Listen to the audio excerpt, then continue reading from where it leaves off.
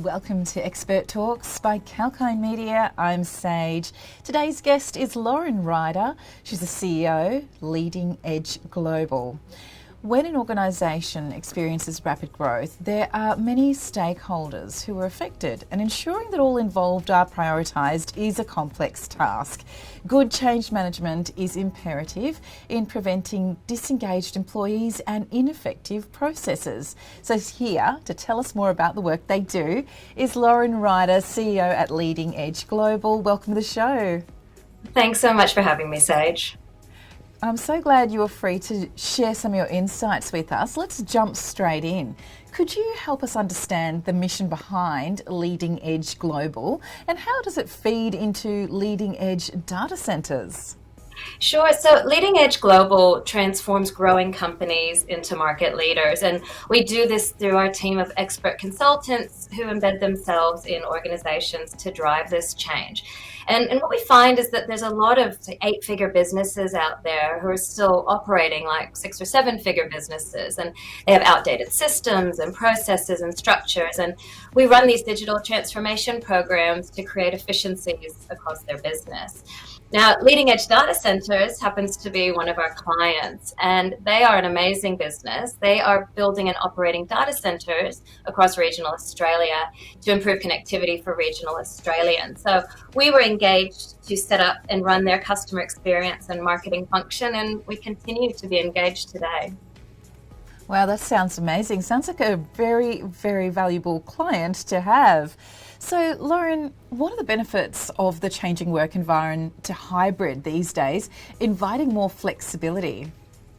Yeah, after 2 years of working at home, lots of employees are finding it difficult to return to work. They've set up their lives to be working at home. I don't think anyone's enjoying the new traffic or the long commutes. And I think people do really enjoy spending time with family. And businesses have proven that they can support people working at home. What I do find interesting is that there are businesses at the moment who are actually requesting that people come back to the office, stating that there's issues with culture or lower productivity. But interestingly, we've looked at some surveys and we found that that's not actually the case. That the businesses that are requesting people to come back full time are actually getting lower employee engagement survey results. They're finding people are burning out, there's attrition, and basically just the social and emotional needs are no longer being met.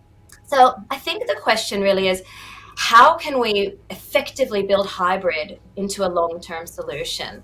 And I do think a lot of businesses are, say, having certain days in the office, but the key is to really make use of that time, have creative solutions, run workshops, and really the areas where you need to use your brain and be in the room, do that. And I think the other thing that we really need to do is to support managers better. So managers, now that people are working from home, we need different onboarding, we need different types of training, different metrics and measurement, and autonomy for managers to really cut through that red tape to help make right decisions, because sometimes things about employees aren't really about the policies. We need to make decisions in real time. And I really think if we do that, then, our managers will have the support they need and have better engagement with their employees. Thanks, Lauren, for sharing your insights there. I think they're trialling the 4-day week in some organisations in Sydney at the moment. They were trialling it in the UK for a while, and I wonder if they will find if employees are more engaged and more productive in the 4 days that they come to work instead of the full 5. That'd be very interesting to see what changes could come out of that. Well, we do have one client who does that, and they do fantastic. Oh, really? Yeah. Wow, that's very interesting. Yeah, cool. The other thing from what you were saying about having accessibility to employees and, getting them into the workplace is not always the best option. It must be difficult to work out the balance between like a matrix style business model or a divisionalized form, getting that, balance worked out. Do you think it's possible to have a balance, or do you think it has to be one or the other? I think you can absolutely have a balance, and I think you need to be flexible, and it depends on what the organization is and how the organization is working. It really is about communication and working together. I'm working within a really large organization now who they are matrixed in some ways, and in some ways you would never know who somebody actually reports to because everybody works so well together. So I think the key to that is having really strong leadership to make it really clear on what's actually required and how people are going to work together.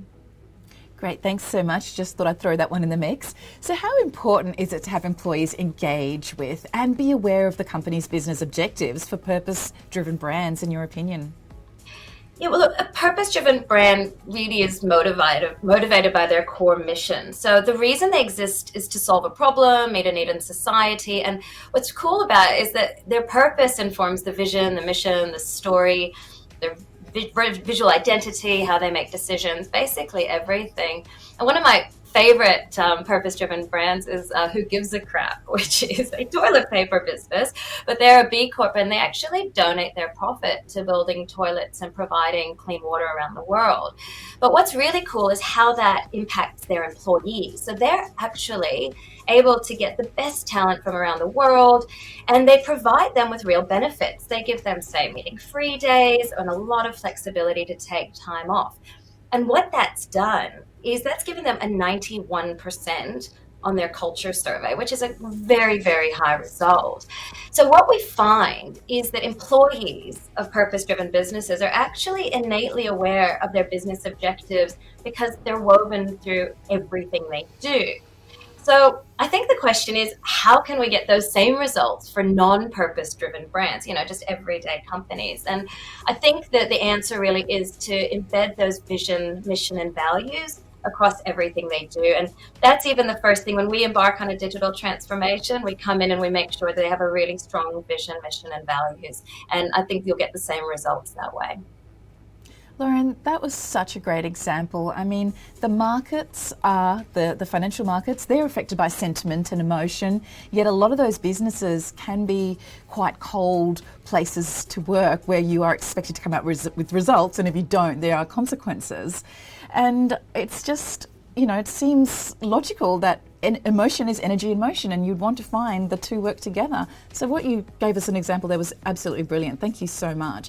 As we move on, what are the biggest barriers for businesses looking to transform digitally? How can change be managed without causing bottlenecks in workflow, in your opinion? Yeah, so look, if we look at transformation holistically, looking at overhauling a business model, there's sort of three key areas we look at. So we look at the people, the process, and the technology.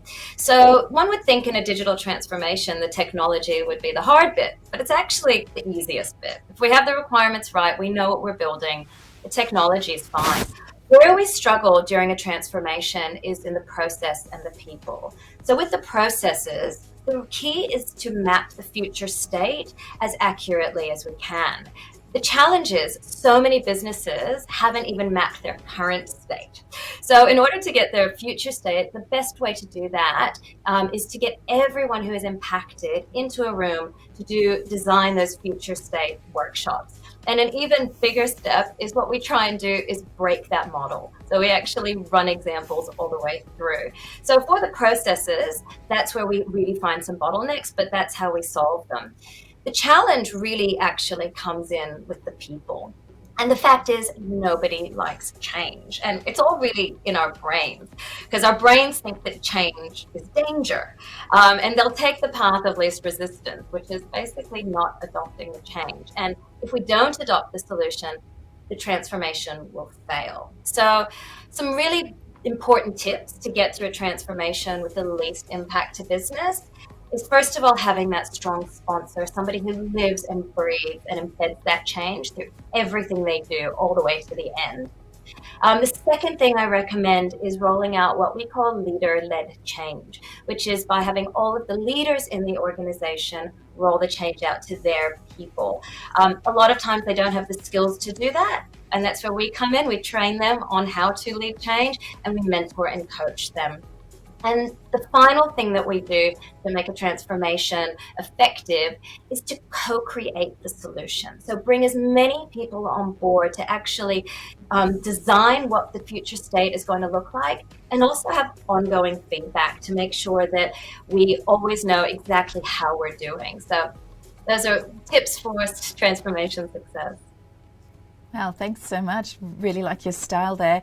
And I don't think people should be afraid to take a good, long, hard look at themselves and see what they can do better. But it's not always easy. You're so right.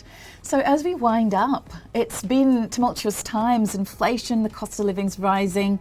And in some cases, wages are matching up, but not always. Do you have any advice for those wanting to negotiate a pay rise with their bosses during these high inflationary times? Absolutely. Look, you're right. The cost of living is rising. So it's no wonder employees are wanting pay rise now. Inflation's sitting at around 6.1%, which actually has some serious impacts to people's lives, and especially taking into account the increase in mortgage rates. So, there's quite a few $1,000s over the course of a year that people are impacted. So I think, the first question we need to ask is it a good time to ask for a pay rise? And I'd say, look, absolutely. I think it's probably always a good time to ask, but do keep in mind that businesses are actually feeling the same pressures that we are. So what you have to do is be ready to have a negotiation and to handle the situation maturely and calmly. So the idea is to come prepared and come into the discussion really asking the right way. I think the second question really is, how much should we ask for? Now, you might be tempted to ask for the full 6.1%, but I think we really need to keep the big picture in mind. There actually has been about a 2.5% pay rise over the last 2 years. So just ask yourself, have you actually gotten a pay rise? Did you manage to keep your job during the pandemic? If your business has already looked after you, factor that in. So I think a lot of people prepare for a pay rise conversation based on merit and achievements. But this year, in the current environment, it might actually just be a number for your business. So if you're looking at an actual number, I suggest going in for about the 4 to 5% increase mark. Look, don't take it personally. Talk about the inflation. Let them know how much you're out of pocket. And if you don't get it, don't take it personally. It's tough times for everyone out there. Great advice. Thank you so much for joining us today, Lauren. I really enjoyed our chat. Thanks so much, Sage. And if you've just joined us, we had an informative discussion with Lauren Ryder, the CEO at Leading Edge Global. To watch the full interview, please head to Kalkine Media's YouTube channel and keep watching Kalkine Media for more live expert talks and market insights. Till the next episode, stay apprised and invest wise with Kalkine Media.